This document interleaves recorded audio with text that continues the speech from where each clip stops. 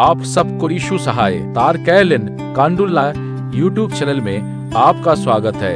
आज की इस वीडियो के माध्यम से मैं आप सबको एक कहानी सुनाने जा रहा हूँ जो योना नबी है।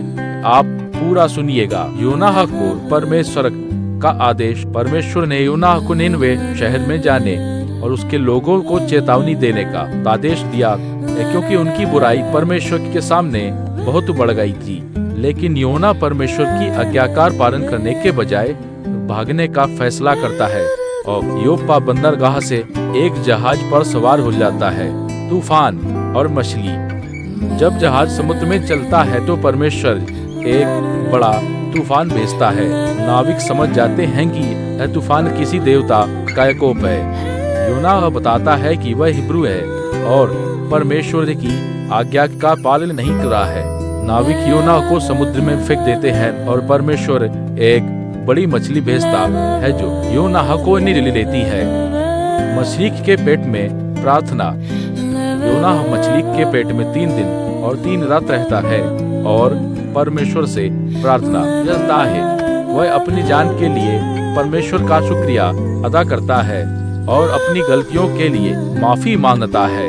परमेश्वर योना की प्रार्थना सुनता है और मछली को योना को समुद्र तट पर उगलने का आदेश देता है।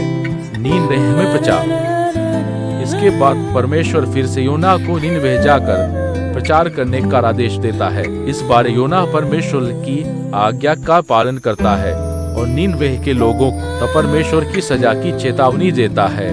नीनवे के लोग अपनी गलतियों के लिए पश्चाताप करते हैं और परमेश्वर उन्हें माफ कर देता है। योना की तगाजगी। योना को लगता है कि परमेश्वर का निर्णय गलत है, क्योंकि उसने पहले ही चेतावनी दी थी कि नीनवे को नष्ट कर दिया जाएगा। योना नीनवे के बाहर एक छप्पर में बैठता है और परमेश्वर के निर्णय की प्रतीक्षा करता है। परमेश्वर के पौधे को उगाता है जो योना को छाया देता है, लेकिन फिर एक कीड़ा जो पौधे को नष्ट कर देता है। योना फिर से निराश हो जाता है। परमेश्वर का संदेश। परमेश्वर योना से कहता है कि अगर वह एक पौधे के लिए चिंतित है तो परमेश्वर नीनवे के लोगों के लिए चिंतित होना चाहिए जो उसकी रचना है। परमेश्वर की दया और करुणा योना के लिए एक महत्वपूर्ण सबक है। योना की कहानी हमें परमेश्वर की दया, क्षमा और प्रेम के बारे में सिखाती है। यह हमें यह भी सिखाती है कि परमेश्वर की आज्ञा का पालन करना और उसकी दया पर भरोसा करना कितना महत्वपूर्ण है। यह छोटी सी कहानी आपको कैसा लगा कमेंट में जरूर बताएं।